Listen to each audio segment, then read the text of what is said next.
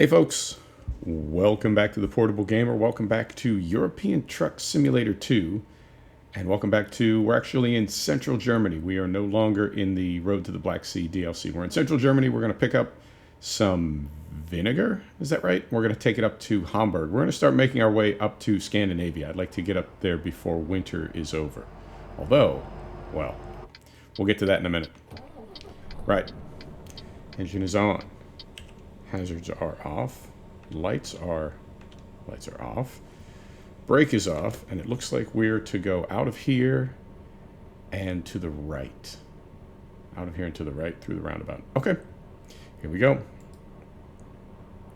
So what is going on? It is Sunday for me, Monday for you. This is going to be a little tricky. I got to go third person.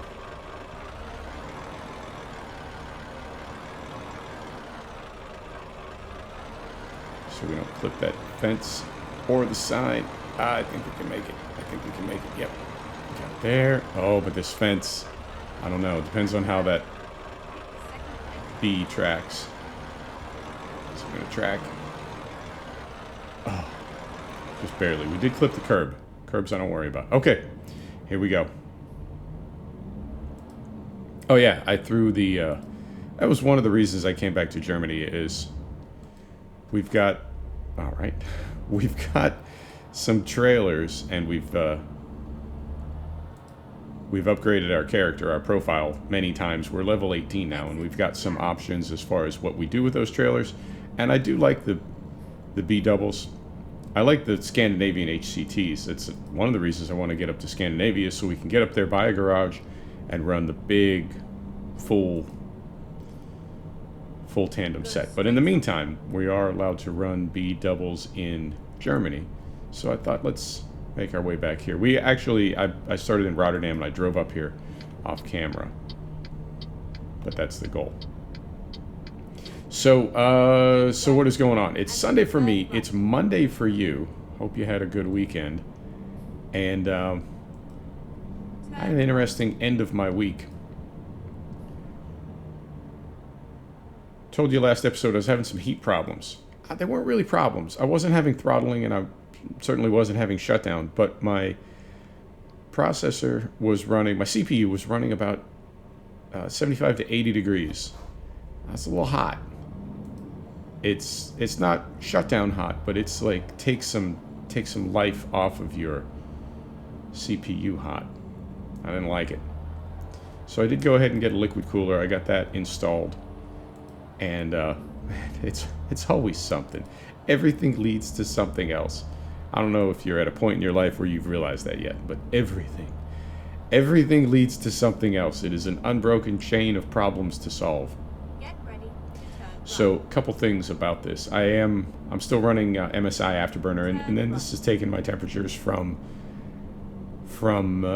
like I said, 70 to 80. I mean, we were knocking on 80. We weren't parked at 80. But we were running hot, and we're now in the 50s. So let me see. We get this straightened out. Get this back to neutral. Set the brake. Where's our cargo? It's here, and yeah, it is vinegar. We're taking it from Osnabrück to Hamburg, and it should be because we've got this. Yeah, but once again, we've got this gate to deal with. All right, brake is off. Put her in gear, yes. Moving right now, sir or ma'am.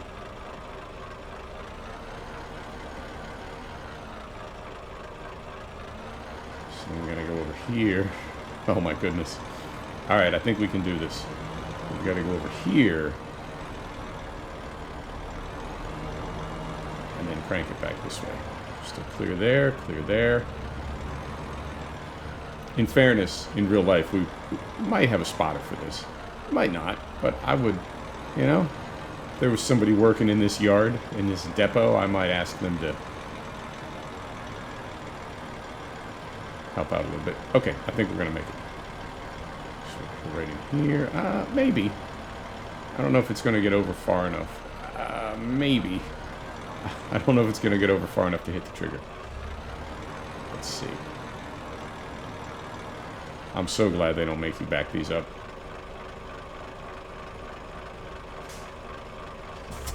Nope. Nope. It's not going to give it to us. Yeah, let's just get on the road. Let's get loaded up and get going. I don't feel like making a loop around the yard. Particularly if it might not even help. There's our route. All right. Here we go. So yeah, temperatures are much better, but everything leads to something. Everything leads to something. And so now I have fan noise problems because it's... You want to hear about this? You want me to lay it all out for you? All right. So I've got a compact tower. This system is in a compact tower. It's not a mini, but it's not full size. It's just a little bit on the smaller than full size side, which I like. Get ready to turn right. As it came from the box, it had, like when I took it out of the box, it had a single 80 millimeter exhaust fan mounted about mid-height back of the case. It had an open passive intake in the bottom of the case with a removable filter. It had a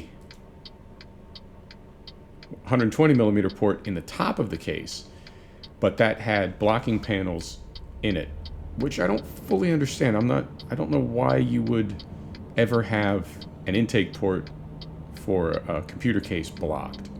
But it had just 4 little metal tabs. Pop those out and it opens it up.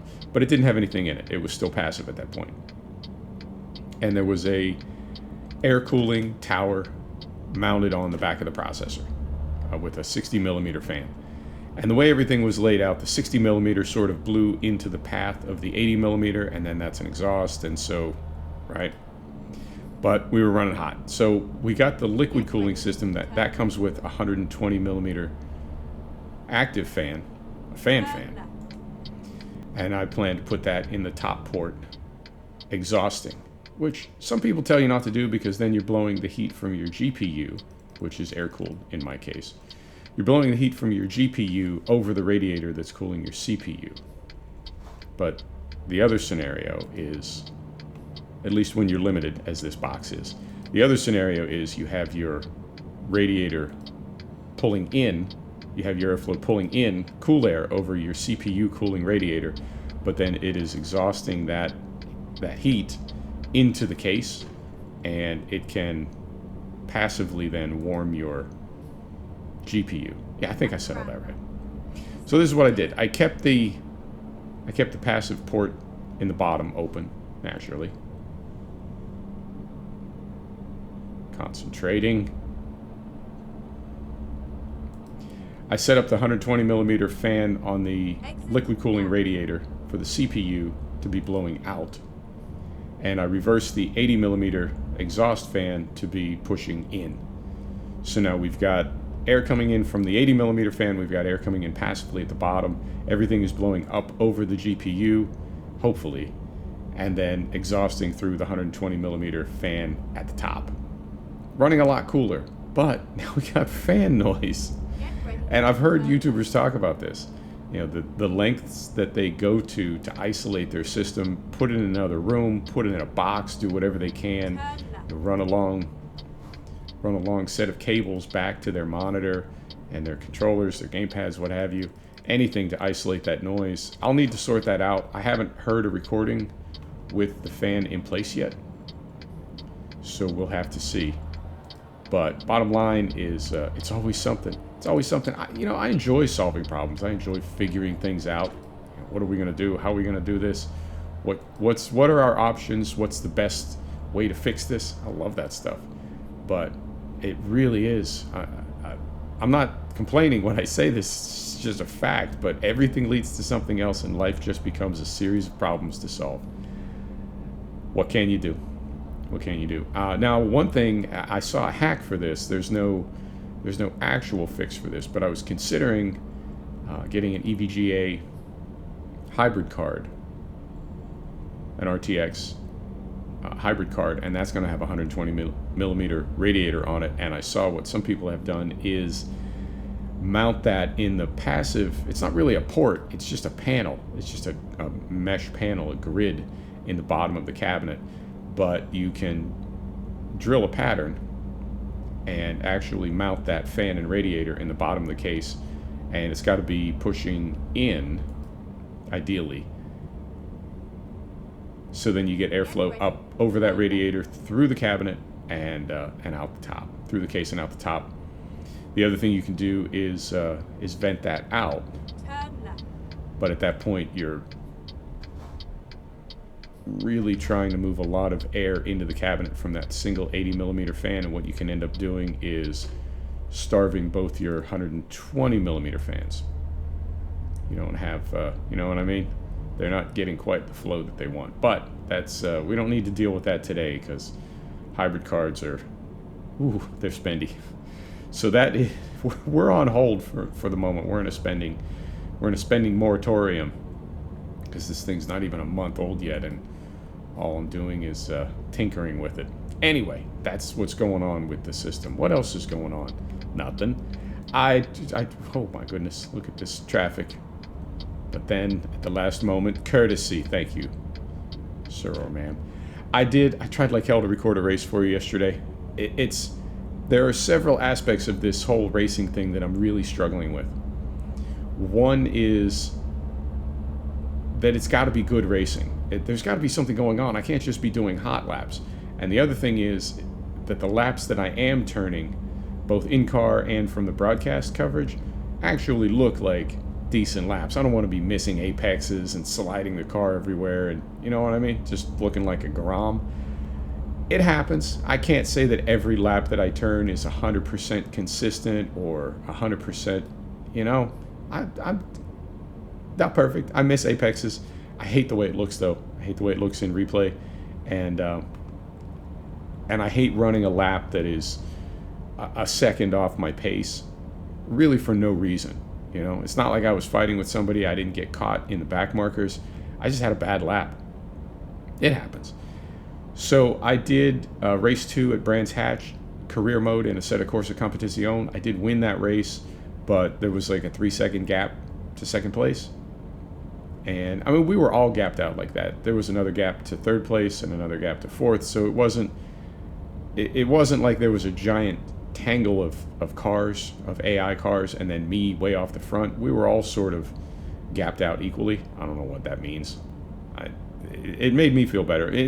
I always worry that I don't have the AI set stiff enough, and so to have that equal spread, I don't know, that it fit together. It made sense, but we did have kind of a boring finish to the race. And I did the F1 career mode F1 in Austria, and that was a boring race. I finished like all alone in 5th. Same thing, no real passing. So to do just the last few laps of the race, totally boring. And now the F1 franchise does have a highlight button, and there's 2 problems with that. One problem is they're not always highlights. It just seems like random snippets of the race.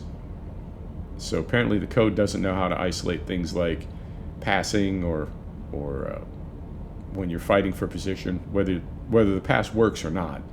You know, if you're really within half a second or so of the car in front of you, or the car behind you is within a half second of you, you know, that's good racing. I don't know, I feel like the code doesn't know how to necessarily spot that in the replay. But even if it did, now what do I do? Because without context, you don't know what you're seeing. If I tell you this is the last 3 laps of a race, then I don't really need to say anything more than that, because you can count 3, you know, and most of us know these tracks. We know where the start finish is. And yeah, it's sort of self-explanatory. But to just jump you into a highlight reel, that doesn't mean anything, right? Like, what lap is this? Why does this matter? And that takes us into the realm of trying to call a race. And tell you what, man, I've tried it. I've practiced it. And it's hard. It's really, really hard. So much respect for these YouTubers that call their own races and make it sound like a broadcast call. It's unbelievable. How do you do that? Particularly when you know the outcome, right? Because you drove it. How do you act that and not have it seem like acting? I can't do it. So I even did some rally. I did a rally of Germany in the Ford RS200. I love that car. Germany's an odd rally because it's got those airport sections where it's like mostly pavement and you just tearing ass around an airport. Oh. I even tried that, and same thing. You know, I'm not at this point. I am completely at a loss as to how I can bring any type of excitement or tension to a race video, and it makes me sort of embarrassed to think about the race videos that I've put up. Now, if it's a new DLC or a new car or something, that's different. But early days of the channel, I was just driving. I was just driving races on a gamepad badly, and just talking at you. In hindsight, I really wasn't racing very hard because I was still talking. And what I've learned since then is when you're on the wheel and when you're just guns a-blazing, for me anyway, it is impossible to talk. I know YouTubers that do it, and again, much respect. I don't know how. I can't imagine how. There's a guy, Robo46, that I follow, does motorcycle videos and some car videos now. He's bringing in 4-Wheel Friday, but primarily motorcycle. He races against like 120% AI on milestone sims, and he can just carry on a conversation like no big deal. I'm driving a truck right now, and I'm having a hard time concentrating. I don't know how they do it. It's amazing to me. Too long, didn't read. No race video for you. I'm sorry. I'll sort it out. I will. I'll sort it out. I mean, maybe multiplayer is the answer. Maybe iRacing is the answer. I don't know. The problem with iRacing is it's only ever going to be a mid-pack finish. You know, you can't really dial the AI in iRacing. So I don't know. Let me know. Let me know in the comments what you want to see, if you want to see racing at all. And other than that, we'll just keep trying to sort it out. So that's about it. That's all my weekend has really held. A little bit of tinkering inside the new system and racing. I love the racing though. That's the thing, is even though none of those races captured, I really do love them. And you know, the F1 franchise has a rewind feature. I guess it comes from Grid, from the old Grid, which is Codemasters, of course. And it's such a small feature, you know, in its own way.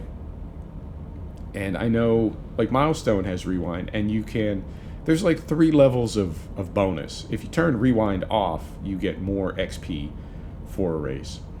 If you turn it on, you lose a little bit of XP, but you still get more XP than if you use it, right? So you can turn it on and not use it, and get more XP than if you turn it on and do use it. Did I say that right? Yeah, you know what I mean. But, okay. Not getting off here. Exit right. Nope. Can't exit right. Never mind. I'll find a new route. All right. I like having it there.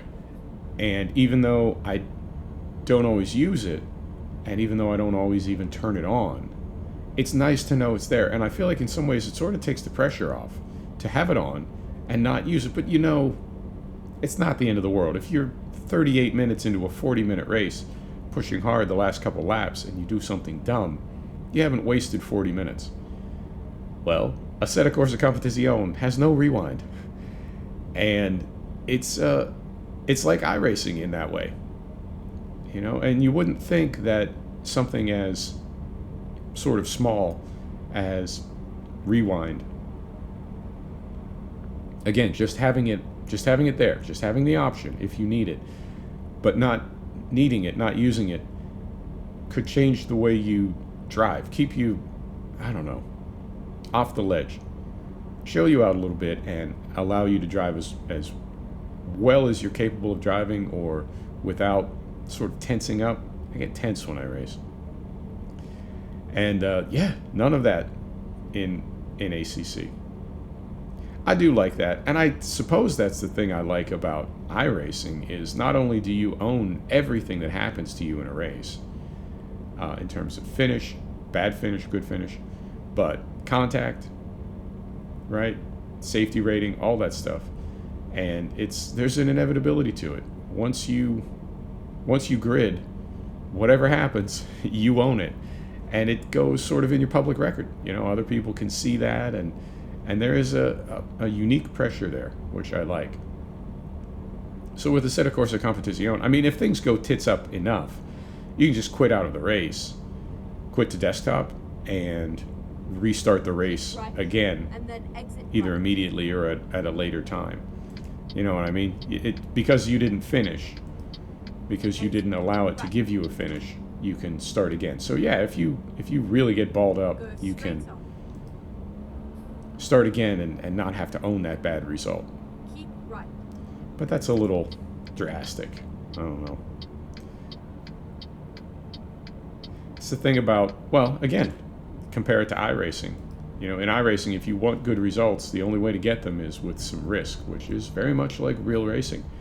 With a lot of other sims, you know, what's, I don't know. In some ways, I suppose I would prefer that race sims didn't have a difficulty setting. You just drive. And I think what I'm after in that is an accurate Keep right. assessment, because when you can set your own difficulty, how hard do you set it? You know, and I'm asking rhetorically, but I'm also asking, how hard do you set your difficulty? I know some people set it so that they always win. I don't want to do that, but I don't know. I mean, mid-pack finish, like we're in the Racing Point in the F1 franchise. We have mid-pack finishes. Well, high mid-pack, but I mean, the bottom of the pack is Keep left. Williams and McLaren and Toro Rosso, so that's a little different. But I don't know. I always give it 100%. And I guess my thoughts are, if 100% lands you mid-pack in the Racing Point, you know, is that good enough? But what if it wasn't? You know, what if our results were, what if we were at the back of the pack? Does that mean I just need to try harder? Or does that mean we need to back down the AI? I don't know. And also, it's a lot of these sims, they sort of they overstate the grandiosity of the AI settings. They can't just put a number on it. It's got to be like beginner, intermediate, expert, master, legend, ultimate, sensei, Jedi. You know, it's always even when you're at a middle. Oh dear. All right. Even when you're at a middle setting for AI, it's still got some, you know what I mean? Some gigantic title to it. So I don't know. I've never known. I've always struggled with that. Like, where do we set the AI in any sim? I want it to be challenging. I want it to be difficult, but I don't want to be banging my head against the wall. So it goes. iRacing. iRacing is the answer. Man, I wonder what iRacing is going to do. I wonder if iRacing someday is going to release their top secret skunkworks project they've been working on, and it's going to be just, you know what I mean? Unbelievable. It's a great game. I do love it. I think the way the service is executed is about as good as it can get. I know people have complaints. I know there are things that frustrate me, but for the most part, if you take a deep breath and look at iRacing, what would you fix? What would you change? What would you improve? I've thought about a no crash league. I've thought about, because the lap one, turn one shenanigans are very frustrating for me, to the point where I start from the pit, put myself at a disadvantage just to avoid that huge snarl that happens lap one, turn one in just about every race. If not turn one, then at some point on lap one, there's going to be a big pile up. And this is in the, I don't want to say the lower series, but the lower splits at least. So I would like to see a no crash league. And what I mean by that is the only way you get points for that race is if you finish it.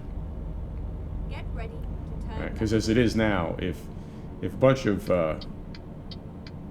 drivers with a higher I rating than you crash out early, all you need to do is finish off the back, and you still finish better than them because they're gone.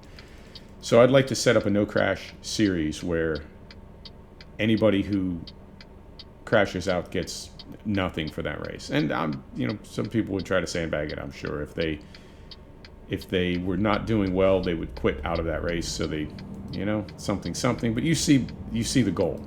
The goal is to encourage everybody to finish, not just I don't know. There seems to be a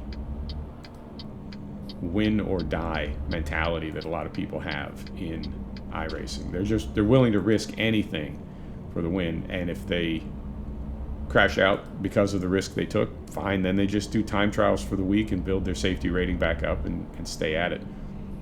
But it's an all or nothing kind of approach, and it makes it kind of dicey for people like me that are more interested in racing realistically and finishing well than in,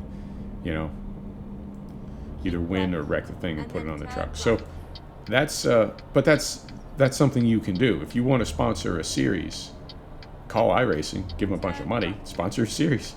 You can do that, and you can set the rules up any way you want. So I imagine you could set up a no crash series.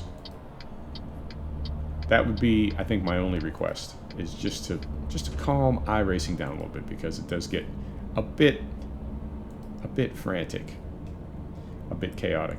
And you know what? I just looked at the clock. I think we're going to be right on time here. Like exactly 30 minutes. I love it. And then from here, I want to head up to Denmark and head up into Scandinavia. I said I wanted to get up there and see a little bit of Scandinavia while it's still winter. I know it's not winter in the game. It's always summer in ETS and ATS. Keep right. But it's winter where I am. But then even that doesn't make sense, because it's not winter where I am. It was like 70 degrees yesterday. I'm in the American South, and it's fairly mild here. We don't get cold winters. There's a few cold days, but it's not terribly cold. So no snow on the ground, and not wintry at all. But you know what I mean. Let's get up to Scandinavia while it's still calendar winter in the northern hemisphere. Right here.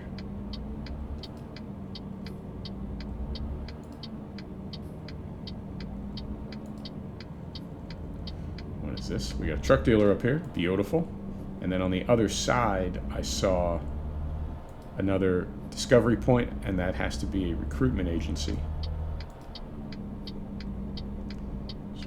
Here, and I think, holy smokes, 28 minutes. This is beautiful. It's all working out, just like I didn't plan it to. Get ready. No, I aim for goals. I sort of have a vague idea of how I want things to work out, and every now and then they work out exactly that way. Should we? Yeah, we're gonna go.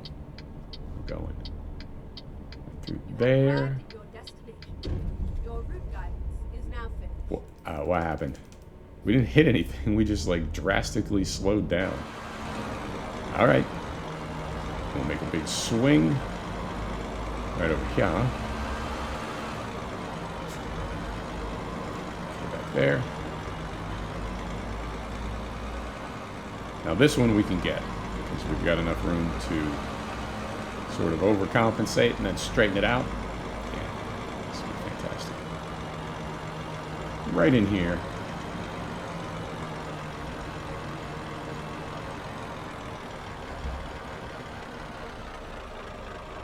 There we are. Neutral. Set brake.